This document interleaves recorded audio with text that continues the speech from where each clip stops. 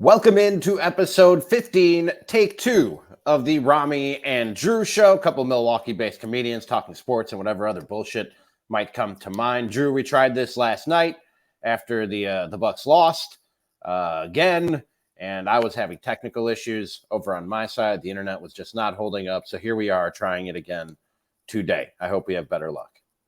It's sunny out right now, so that's good. Shouldn't affect your internet. That is good. Although I just spent $500 to fix my kitchen sink, so that's bad. This day is off to a bad start, Drew. Oh, I was like, what does that have to do with your internet? No, just bad luck. Just bad luck the last couple days. And just in case anybody missed it, or I just froze up so you couldn't see or hear me saying it. My overall takeaway from last night's game was that game was stupid, Drew. I did not like that game from beginning to end, and I'm not losing hope. I'm not getting pessimistic. I'm not going to say this thing is broken or it's not going to work or the Bucks are stupid or John Horst broke this roster, but I was annoyed watching that basketball game last night, almost from start to finish. It got a little better in the second quarter, and then it was all downhill from there. Yeah, like I said, I would have turned that game off in the third quarter had we not been planning a live stream. That game was probably the least fun I've had watching them this season. By the way, welcome to sports media. Like that's the difference between just being a fan and doing this is that you can't just turn off the game, especially when you're doing a post-game show. Like you might be able to turn it off and then just read the recap for the rest of what happened next day if you're not doing a post-game show. But if you're doing a post-game show, you're in it start to finish, Drew. So welcome. This is what this is all about. There were former Milwaukee radio hosts who would cover the Bucks and the Brewers, really like the Packers. I always described it as 3 hours of Packer yap with filler Bucks talk. Won't say Bill Michaels' name, but I hated when he would read the box score and be like, Giannis 5 for 15 from the floor. That ain't gonna get it done. Thanks. That's great. That's great insight. 1 from 4 from 3. What are we doing? That is great. That's great insight. No, you need that, man. You need that. No, like I've said, I would rather have somebody have a hot take and just be completely wrong. I never want to listen to people talk about Chris Middleton's inconsistent, but I want to hear somebody be like, Giannis sucks. I'm like, that's an interesting fellow. I'm like a Buck. Yeah, have a take. You know what I mean? Have a real take. One take that I did get, because I was getting texts from actually a lot of our friends, the people I do respect last night too. And even my dad texted me because he was out with some of his friends. He never does. He avoids you at all costs. No, but he doesn't talk to me about basketball. He'll text me during the baseball season a lot. He's not a big NBA guy, but he's like me. He's fed up. He's had enough at this point. He's just annoyed. I think his heart's still broken from 2001, and it hasn't fully. 2001. That whole playoff run. I think that broke him. I was 11, so I was pretty optimistic still. Yeah, but you thought the world was still a good place at that time.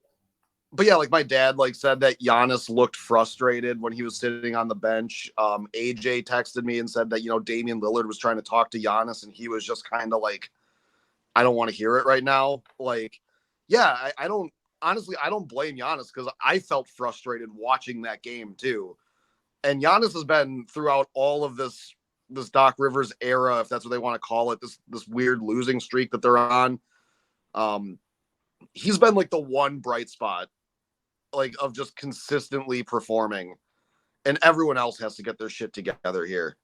And consistently sort of keeping the message positive. You know what I mean? Yeah. Of hey, we're fine. And even with the Adrian Griffin firing, and he loved Adrian Griffin, and he was sad to see him go on a personal level and blah, blah, blah. But yeah, man, last night, I think from everybody but Robin Lopez, who was unbothered. He was reading a book on the sideline, not paying attention to the game at all. But other than Robin Lopez, I felt the frustration sort of watching that game last night. I think that's dude. That's net. You're 1-5 now under Doc Rivers. You know what I mean?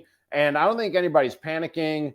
But yeah, frustration, annoyance is going to start to set in here, man. I think that's just natural. It can be reversed. It can certainly be reversed. I don't think anything's broken or off the tracks anymore, or at this point.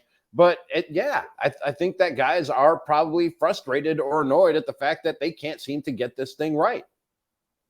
Yeah, and I mean, like it's just the inconsistent play. Well, it's not even inconsistent. It's consistently bad from the bench. It's like I said, I try not to use the word inconsistent, but man, I just do not like any of the minutes that we got to watch Pat Connaughton play. That is, I wish I could just blank that out from my mind. Like I'm tired of watching it. He, like I said, last night he had one play where he flew at a guy and he actually got the block from the side. That was kind of nice. And then the ball went to another player, and then he pump faked and jumped into the stands. He almost disrupted Brooke Lopez or Robin Lopez reading his book. That was upsetting. Like, Don't do that. This year might have as many blocks on somebody turning a page of a book as he does on a ball, which is 1-1 now. I'm beyond frustrated watching a lot of this bench. Pat Beverly, did you see what he tweeted out today? No, but that brings us to Pat Beverly. What did he tweet out today? I saw yesterday him and Robin Lopez went back and forth. Like Robin Lopez said it was great to be Pat Bev's teammate for all of 45 minutes, and Pat Bev quote tweeted it and said it was an honor and a pleasure. Yeah, or something like that. Yeah, he said Cameron or someone tell Cam Payne to take his damn physical so I can play tonight. So it's like,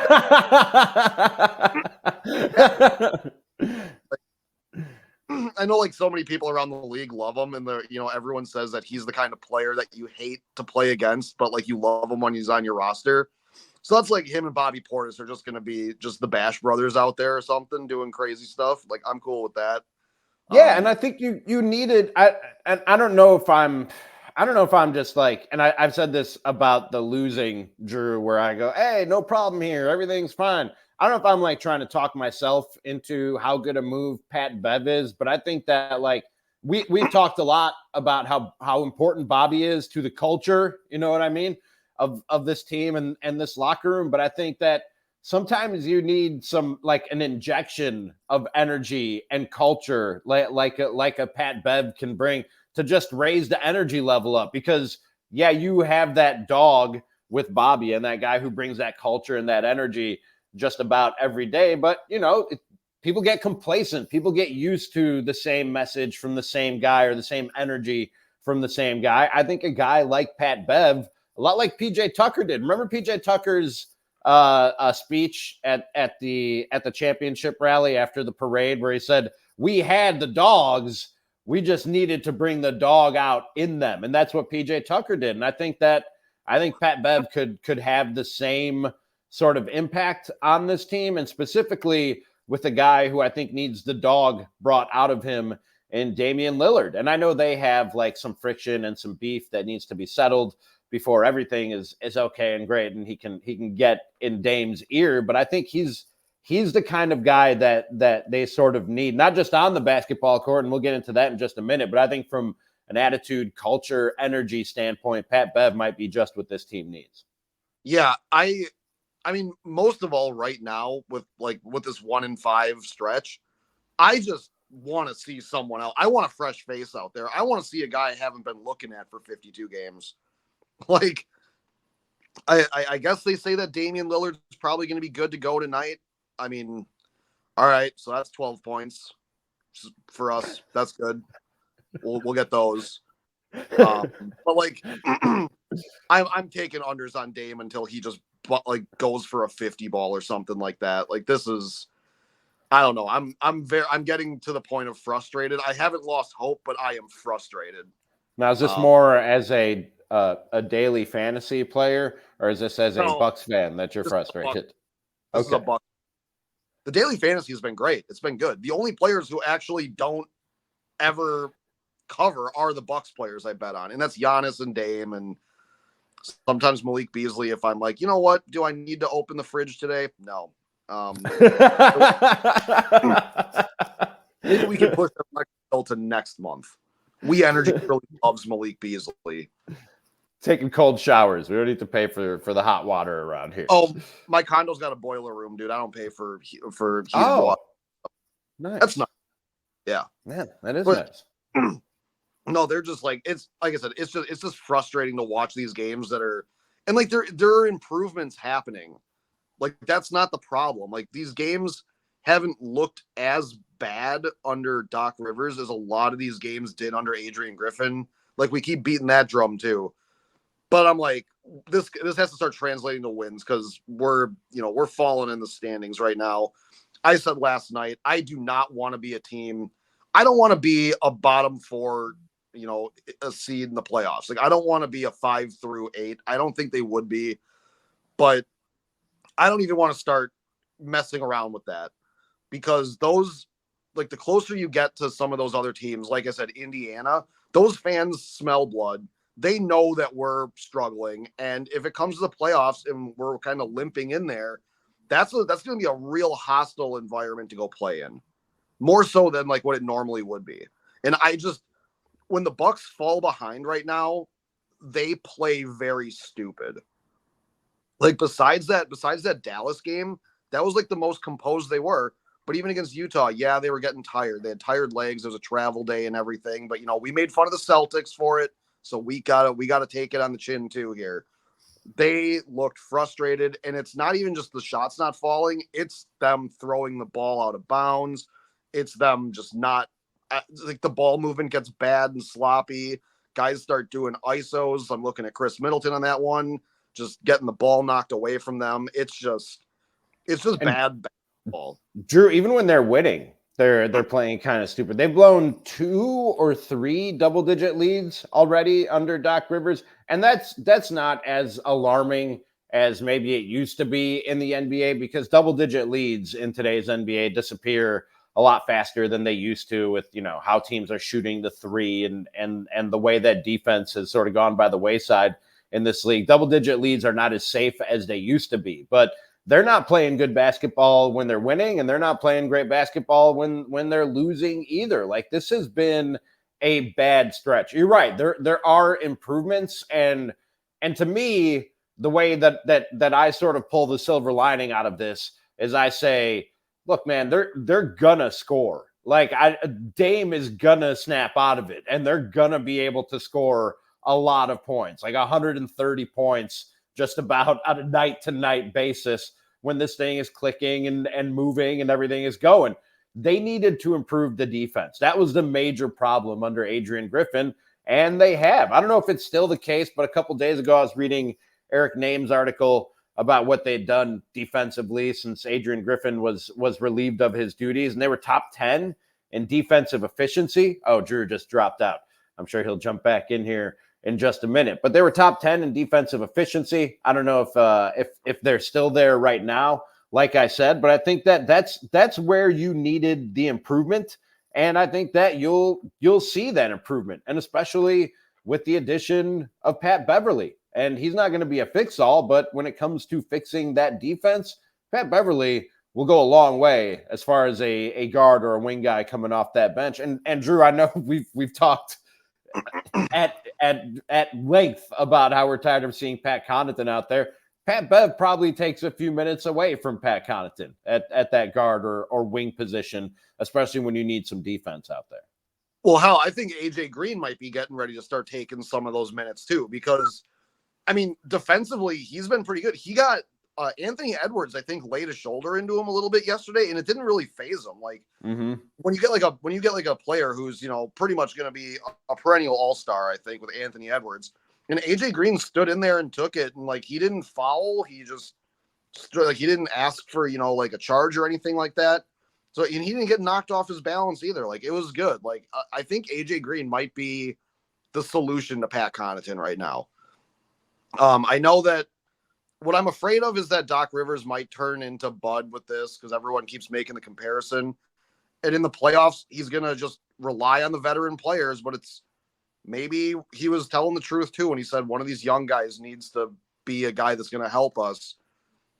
But that also means like it might have to take the time away from Pat Connaughton, and I'm here for it. I'm all for that.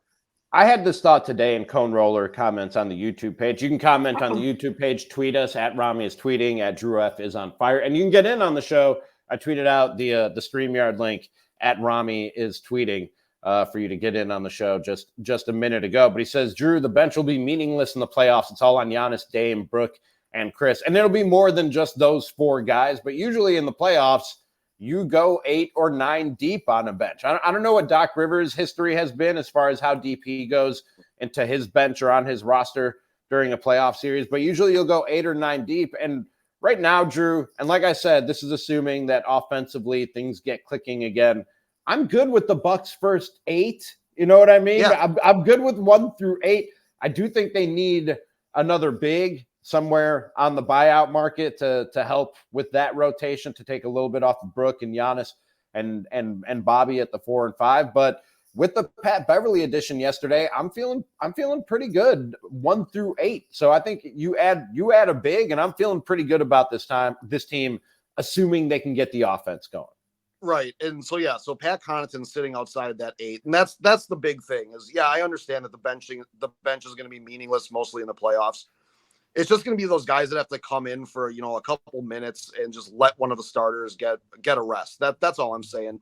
Because right now, when Connaughton's out there, it's bad from start to finish. And it's like, it could be 3 minutes. It could be 8 minutes. It doesn't matter. He looks like trash out there. Like, it's not good. So if AJ Green has to come in and give somebody a rest, like if he has to give Malik Beasley a rest for 3 minutes, I would rather see that. That's all I'm saying. Like, I'm not looking for AJ Green to make a giant impact out on the court. Just don't have a negative 22, plus minus. Go out there, hold your own. If you're minus 3 or 4 or 5, cool. Like, I'm good with that. I'm not trying to like insert this guy into the starting lineup or anything like that. I just want someone that when they come in there, they can hold their own for the time that they need to get the guys who are relying on a couple minutes of rest. That's all I want. Like, I'm not looking for 20 points off the bench in the playoffs from any of these guys. No. And as far as the trade deadline goes, I know a lot of Bucks fans wanted more. I don't know if there was a move out there that you had your eyes on that they didn't make, but I think they need to go out and get a big on the buyout market. And I don't know, I haven't seen any of the names that are on the buyout market today. They'll start streaming out here pretty soon. But if you can get a big on the buyout market, I'm happy. I'm content with this roster. And if there wasn't necessarily the right move out there at the trade deadline other than Pat Bev, not to mention limited resources and flexibility in terms of what the Bucks were working with, then I'm okay with what happened at the trade deadline yesterday for the Bucks. And quite frankly, nothing else that happened around the East really scared me or made me go, oh, whoa, now the Bucks need to do something about that. Well, everyone thinks that the Knicks got much, much better. And I'm like, we weren't scared of Bojan Bogdanovic before. It's like, I don't know. I'm loving watching Knicks fans get excited. Do you enjoy watching Knicks fans get excited as much as I do, just because it's all going to come crashing down? And that's the funnest part. They're one of the most fun fan bases to watch crumble when things go bad for their team. Well, I think a lot of our newer fans are acting a lot like Knicks fans were. Because, Richard Jefferson said that Knicks fans hate their team more than any fan base in professional sports. And he's like, and he even said it's sad. So I'm like, yeah, I kind of agree with that. It's kind of funny to watch that happen. It reminds me of that Family Guy bit where they said something about, like, I feel like a Mets fan on opening day. And they're like, it's a great new start for the season. And here's the first pitch. It's like crack. And they're like, and the season's over. It's just like, no, I'm not worried about anybody in the East still. I'm not worried about, I'm worried about us. Like, honestly, is like, if we're going to have these terrible offensive, like, if I wish we were putting up 120 again, like, just to show that we can do it. Denver's a really good team. They took away a lot of good looks from Chris and Dame in that game. So, they had to get more creative with how they were going to score. But other than that, no, I'm not. I'm frustrated. I guess I shouldn't say I'm not too worried. I'm annoyed. I'm just annoyed. Every word that's the point I reached last night where I was annoyed. I was like, I want to turn this game off. It is having a negative effect on my mental well-being and emotional state. So I think kind of unanimously everybody that I'm seeing is saying this, because like, I mean, we were saying this in the group chat way before the trade deadline even started, but like Bismack Biyombo is kind of like the big that I think a lot of us want. Yeah. I think he's one of the guys that we can actually afford too. Because we can't sign anybody that's making over $12 million. So like Marcus Morris is off the table, which that was funny that Philly gave him like the key to the city, and then now he got traded and waived. That's kind of funny. But yeah, it's like, so like, and PJ Tucker's not getting bought out anyways, but I think he would have cost too much. So we're not going to get PJ Tucker. No, actually, I saw Ty Windish tweet yesterday that he would be under the 12 if he was bought out. He would be under the $12 million exception that the Bucks freed up by trading Robin Lopez yesterday. I don't understand, and I'm very upfront and transparent about this, NBA salary caps and restrictions and exceptions and everything. I'm just going off what I remember Ty tweeting out yesterday, that they could afford PJ Tucker if he was to hit the market on a buyout, but he's not apparently, and he is not happy about it. I don't know if you saw his Instagram post, but he is not happy about the fact that he's stuck there. Yeah. Yeah, because I mean, they're not using him. They haven't been using him. Mm-hmm. And I mean, it's just because everybody in the Clippers is such a good two-way player right now. I don't know. Like, it sucks that he's in a situation where he could very well get another ring, but he's not going to be playing at all. So I kind of feel bad for him, but he's also like, what, 38? Yeah. He would be more of a culture or a locker room addition at this point than he would be a contribution on the court. But so like what I said last night too, and I know we're going to go back into the bench talk, because that's all what the trade deadline is for us, is just bench stuff. Mm-hmm. I seriously would want another like a true kind of center, a guy who's there to like rebound and stuff, like Biyombo. And the reason I would want that is just move Bobby to the 4. He can't defend the 5. He's terrible defending really anybody. And maybe if you have somebody else down there to help get rebounds, give a little bit of relief on that end, maybe the offense picks up a little bit. And we can get that 6th man of the year type offense out of him. I'm not looking.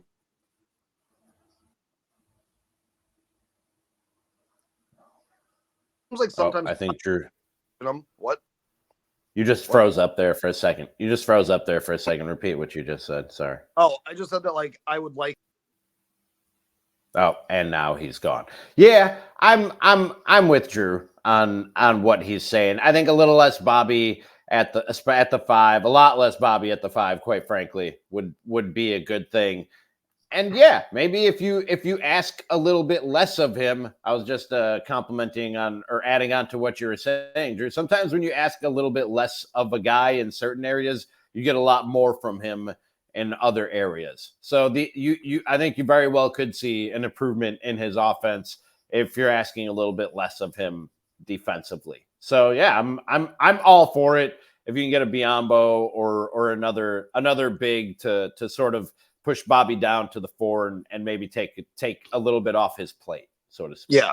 Like there was a stretch last night that Brooke, Bobby, and Giannis were all on the floor at the same time, and that looked fine. Like, I'm not saying that like you got to play like a hard position, because basketball is so positionless right now, right? With which everyone can kind of do everything.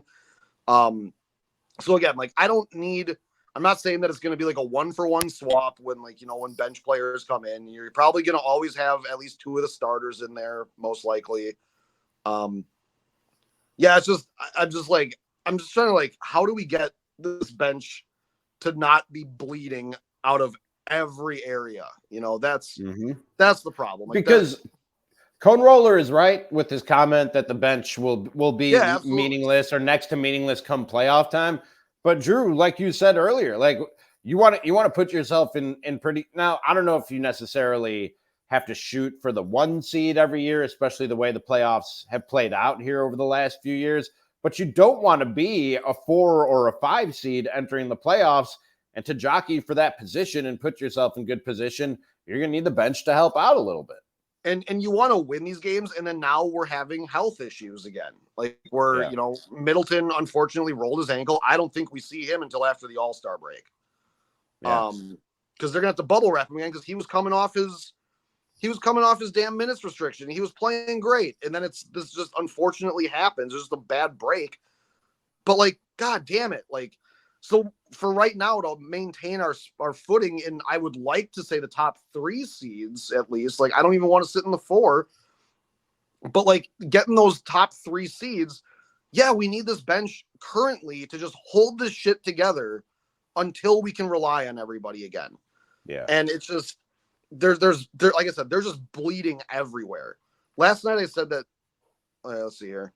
You can just keep talking. You don't have to read the banner every time I change it.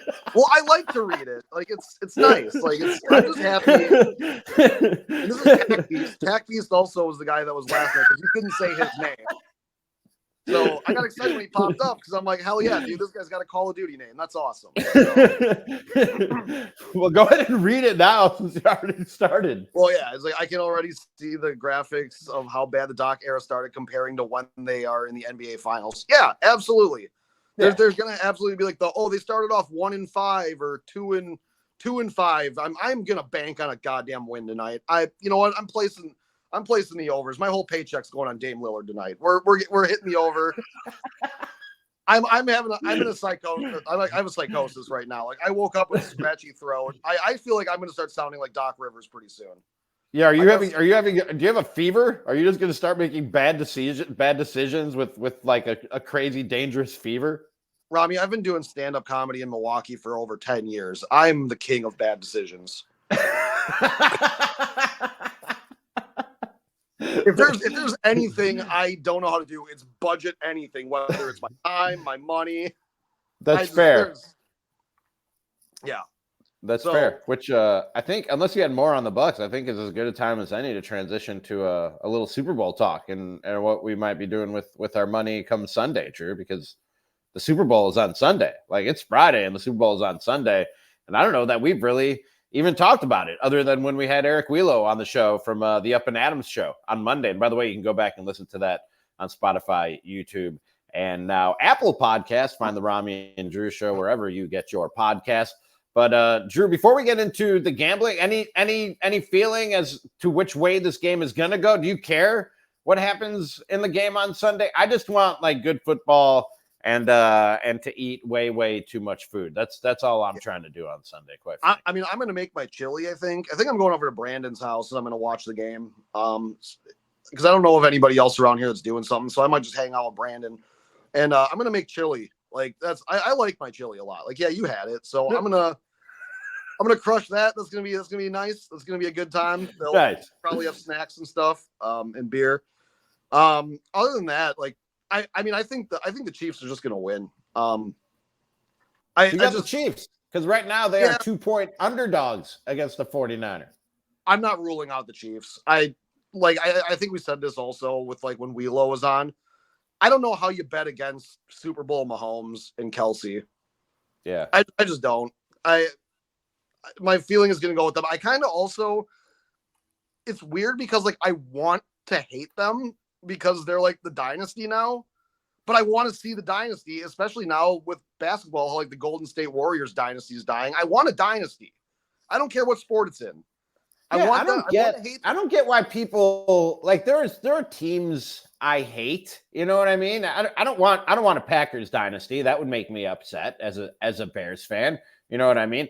I would have to. Somebody would have to like put a suicide watch on me if there was a St. Louis Cardinals dynasty. That's not something that I ever want to see.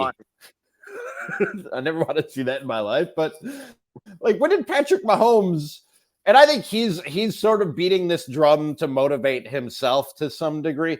But when did Patrick Mahomes become like the villain or the bad guy that people are rooting against? You know what I mean? I don't get it. He's as likable and as easy to root for as Giannis, in my opinion. Like, there's almost nothing to not like about Patrick Mahomes, at least to this point, that we know about him.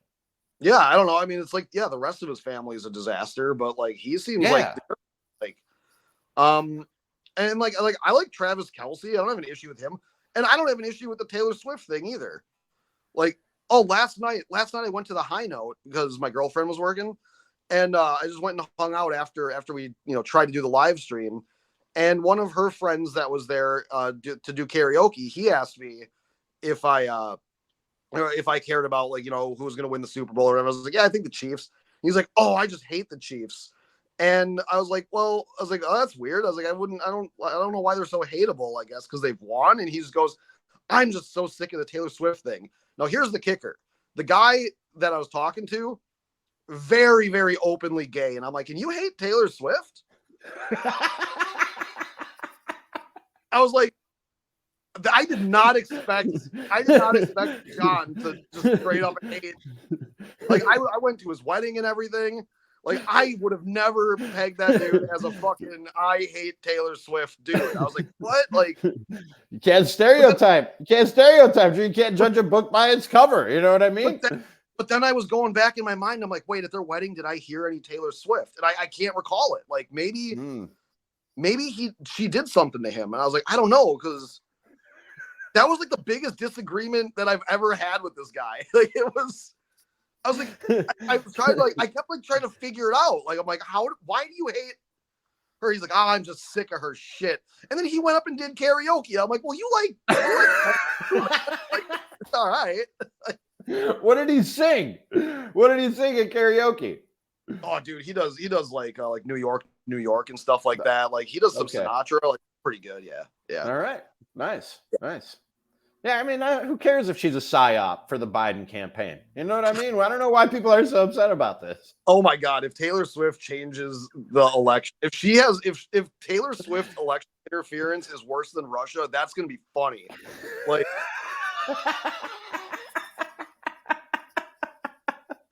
the Taylor effect is real. Like, if she endorses, I saw some survey that said that like almost 20% of her fans said that if she endorsed a candidate, they would vote for that candidate. And 20% of Taylor Swift's fans is a lot of fucking people, dude. You know what I mean? That's a lot of people. So it would, I don't know if you'd call it election interference. Like, she's allowed to endorse whoever she wants. It's completely within the confines of the law and our election system.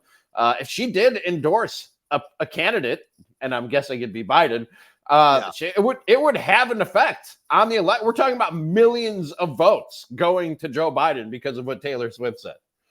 Do you know how confusing it would be for everybody, especially the Swifties, but even people like me, if she came out and was like, I endorse Donald J. Trump? And you got little girls at the mall that are like, all that would be like, what?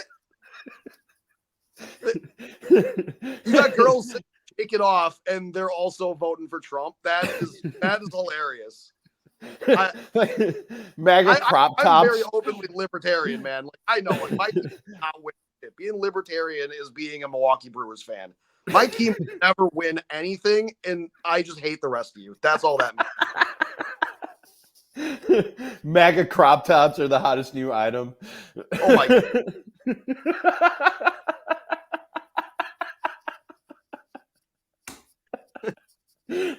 That would be outstanding.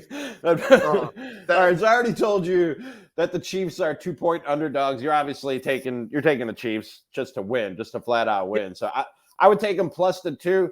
I don't know. I got a feeling that the 49ers get this one, man. And I'm not rooting either way for or against Patrick Mahomes or Taylor Swift or anybody else. But I just got a feeling, dude, that this 49ers team, that roster has been so stacked for the last, 4 or 5 years. And it just keeps getting more stacked. Like, eventually they gotta win a Super Bowl with as good as that roster is up and down. They got blue chip players at every level on both sides of the ball. It's when you look at that roster, it is an insanely good roster up and down.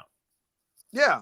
I guess I'm going to root against them too because they keep beating the Packers. Like the 49ers are the Packers to the Packers as the Packers are the Bears to the Bears. You know, like that's I'm tired of them. I don't want to like them. They hurt. They really hurt Jordan Love. You know, and I love Love. So don't we all? The over-under is 47.5 points, Drew. Over-under, combined over-under is 47.5. How are you feeling about that? I'd take the under on that one, maybe. Because 49ers defense is pretty good. Like I was both thinking, these defenses. Yeah. Oh, yeah. I guess like Purdy is the one that I don't know if he's going to get it done. I know everyone's like, he's the big story and everything. I think the Chiefs defense will like really kind of hold him down a little bit, especially because, you know, everyone's been bringing up how much the Chiefs defense got them where they are this year. It wasn't the offensive onslaught all year long. But again, this is just the last game of the season. I think Mahomes is going to be able to work some magic here. I can see like a game be like, I can see like a 24-17 game or something like that. Like, I think it'll be close, but I don't think they even get near 50 points. Like total. Yeah, I think 47.5. Dude, Vegas knows what they're doing because 47.5. I was going to say 20. Yep. Before I even saw that, I was going to say 27-20, which is like right there. You know what I mean? It's like, that's right where they set the line. So I guess I'd take the under, but I wouldn't feel great about it. I love weird bets at the Super Bowl. Fastest offensive ball carrier, Drew. Miles per hour. Who will be the fastest offensive ball carrier on Sunday? Christian McCaffrey, the favorite, at plus 400, followed by Brandon Ayuk at 550. Rashid Rice is a plus 550. Ray McLeod is plus 750. Who's going to be the fastest ball carrier on Sunday, Drew? So, is this average speed or who has like one run that is like average? No, one run. It's one run. Oh, I'm going to go with McCaffrey. Yeah, I would agree. If he breaks loose on like just like one, because you're gonna have to like to be the fastest, you're gonna have to go like probably 8 to 10 yards to get to like a solid head of steam here, right? Like, yeah, it has to. You need to get out in the open field and really get to top speed. You could absolutely run like a bat out of hell right into a wall of fat dudes. Like, yeah, of course. Like, so. I don't think that's going to count as a run. I think you got to go positive yards, but if you're going positive yards, you also got to get by everybody. So I'm going to go with, I'm like if he just shoots a gap, I think it's going to be him. I don't understand. I'm on DraftKings right now, and this is presented completely without context. Will there be an octopus? It's plus 1,300, yes. Minus 4,000, no. What is that even referring to? At the halftime show? Is Usher known to bring out an octopus? How is an octopus involved in this? What is the halftime show? It's Usher? Is he doing like that weird Usher? Like, somebody sent this to me the other day. It's Usher, but he has a bunch of or something now? Like, what's happening? He has a bunch of guests with him. Hold on. I have it. Somebody sent this to me the other day. I have it here in my phone. Usher. He's also going to have Reba McEntire with him, Post Malone, and Andra Day. Well, Post Malone. And Gwen Stefani. And Gwen Stefani. Ooh, Rich Girl. Remember that? Remember that song? Yes. Yeah, so Gwen Stefani, maybe there's something, she'll be on like a pirate ship and there'll be like an octopus. Like maybe it's the Kraken, I don't know.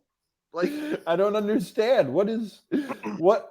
And by the way, that's in the middle of like a bunch of actual game props. Like it's not in the weird like novelty props. It's in the actual game props. Well, is this a gambling term that I don't know about? Is an octopus like some sort of statistical achievement? Why is there a bet?